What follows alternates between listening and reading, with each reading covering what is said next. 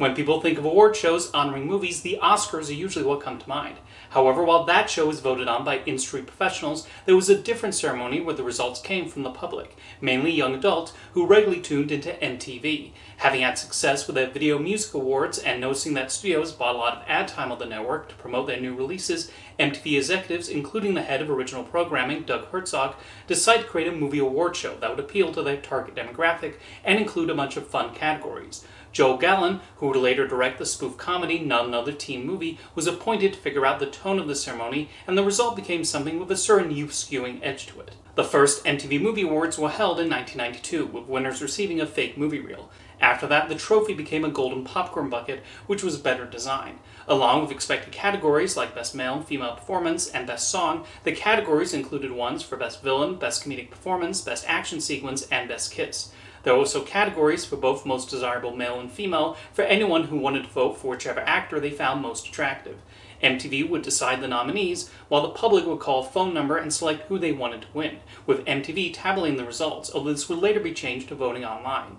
Unlike the Oscars, the MTV Movie Awards were not recorded live, which allowed the producers to edit the show the way they saw fit before it played on television. Due to its populist nature, a lot of the winners were usually box office hits or movies with a lot of appeal among younger viewers. For example, the first ceremony, Terminator 2 Judgment Day, won 6 awards, including Best Movie, Best Male Performance for Arnold Schwarzenegger, and Best Action Sequence. Other winners included Billy Crystal for Best Comedic Performance for City Slickers, Mike Myers and Dana Carvey as the Best On-Screen Duo in Wayne's World, and Best Song going to Bryan Adams for Everything I Do It For You from Robin Hood, Prince of Thieves. Some of the winners were actually quite inspired, showing the young voters did have a sophisticated movie taste. Among the early winners for Best Movie included A Few Good Men, Pulp Fiction, and Seven. Even Menace to Society, a drama about inner-city life, took home Best Movie.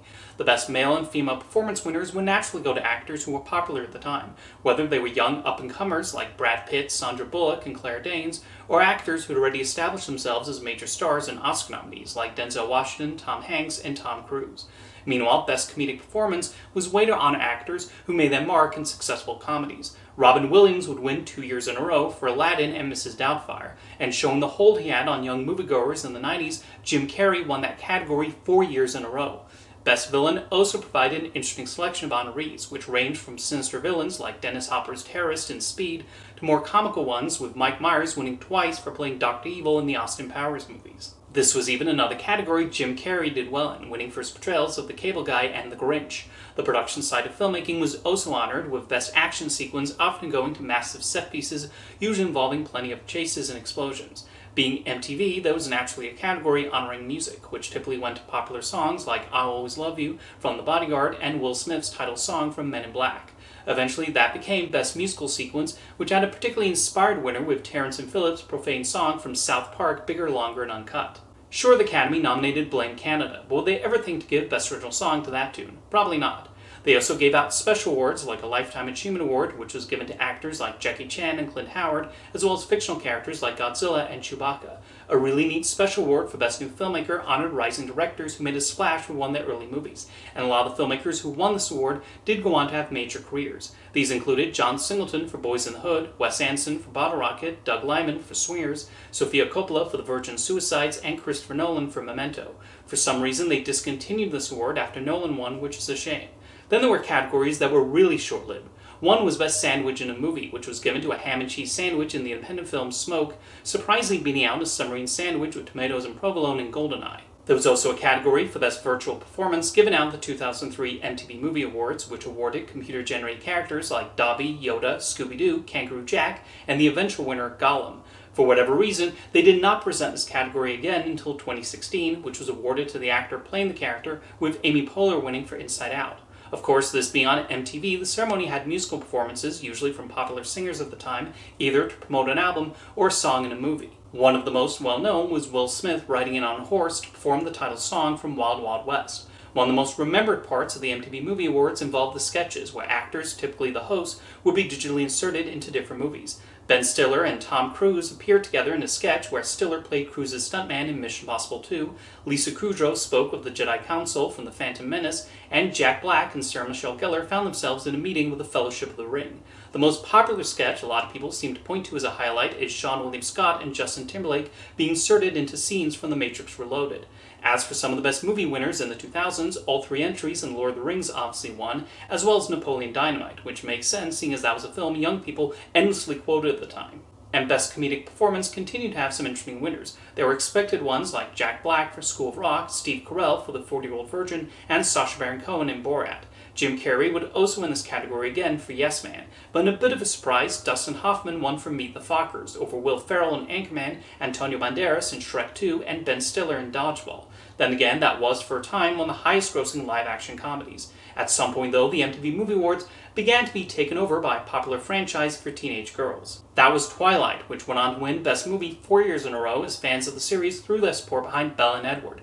The first film even beat out The Dark Knight and Iron Man, which I'm sure teenage boys were absolutely normal about. Meanwhile, New Moon beat Avatar, Eclipse won over Inception and The Social Network, and Breaking Dawn Part 1 even went out over the last Harry Potter movie and the first Hunger Games movie. Robert Pattinson and Kristen Stewart would also regularly win the Best Male and Female Performance categories, as well as Best Kiss. It seems that the Twilight audience was who the MTV viewership tended to be, which is ironic seeing as MTV Films almost produced the movies before the rights transferred over to Summit. Maybe to prevent the Twilight streak from continuing, Breaking Dawn Part 2 was not nominated for Best Movie, with The Avengers winning that year. Although Taylor Lautner did win Best Shirtless Performance, because of course he did. Incidentally, Zac Efron would win that category the following 2 years for That Awkward Moment and Neighbors before it was discontinued. The Hunger Games fans would get that moment in the sun when Catching Fire won Best Movie, and then the rest of the 2010s would see a teen romance, a Star Wars movie, a Disney remake, and a few more Marvel Cinematic Universe entries taking home the top prize, which makes sense. A major change would come to the awards in 2017, when MTV decided to combine movies and television and retitled the ceremony the MTV Movie and TV Awards. Best Male and Female Performance were also combined into a single non-gendered category.